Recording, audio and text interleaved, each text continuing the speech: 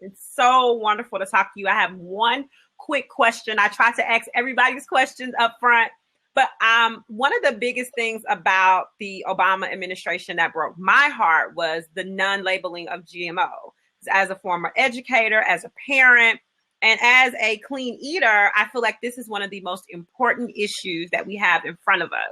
So as a medical doctor and a presidential candidate, what would you do about the GMO labeling?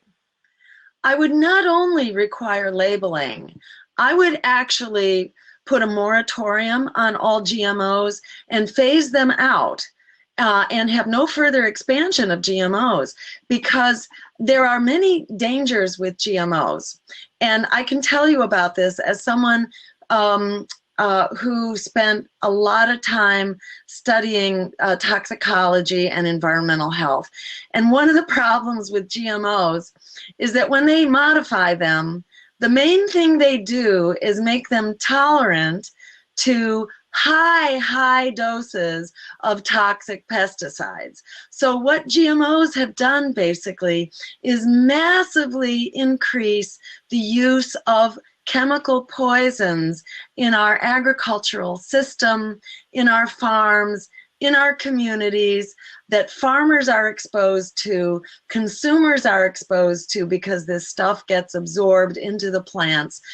It's low levels, but through the plants, that is when you eat it. It's low levels of pesticides, but these low levels can build up through multiple forms of exposures. We are exposed to all kinds of chemical insults now.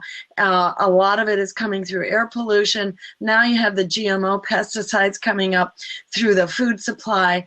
The GMO system and Monsanto, which is the corporation behind it, have created a very sickening food system. It's not only the GMOs and the pesticides, but it's also the refined food, which is highly processed. We need a different kind of food system that actually provides subsidies for healthy food, for fresh fruits and vegetables, for small farmers in our local communities, so we can have community gardens, we can have farm to school programs and farm to hospital programs. This is not rocket science. We have models out there to make it work. This is part of our economic program, our Green New Deal, which calls for 100% clean renewable energy by 2030, an emergency conversion, lots of jobs to make that happen.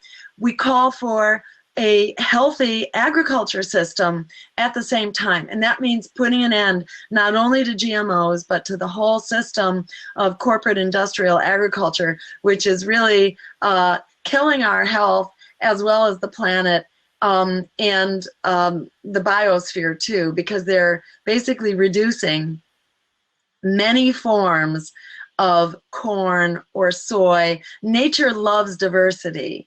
Nature loves many varieties of these things, and that's an insurance policy. As you know, that's the way to be sure that if the environment changes, there are many different kinds of corn or soy or cotton or other kinds of food. And when GMOs take over, they have maybe one or two varieties instead of thousands of varieties that you would have in nature. So this is kind of, this is sort of, you know, like the story of the Tower of Babel, you know, where man was trying, or the myth of Icarus, you know, where man was trying to fly up to the gods. And, you know, we can't take the place of nature, and we shouldn't try to do that. They're trying to take the place of nature, put a patent on nature, and make a profit off of it, while they basically destroy, you know, our God-given, you know, Garden of Eden here, and what's left of it. They're basically hatcheting it away. And we need to stop that, from the developers who've gone crazy and have cut out, you know, all the ecosystems that life depends on, as well as the chemical poisons that are coming out of the industrial food system. So we can still save the planet and the people on it the minute we stand up with the courage of our convictions and create a world that works for all of us. So go to my website at jill2016.com, and let's make it happen together.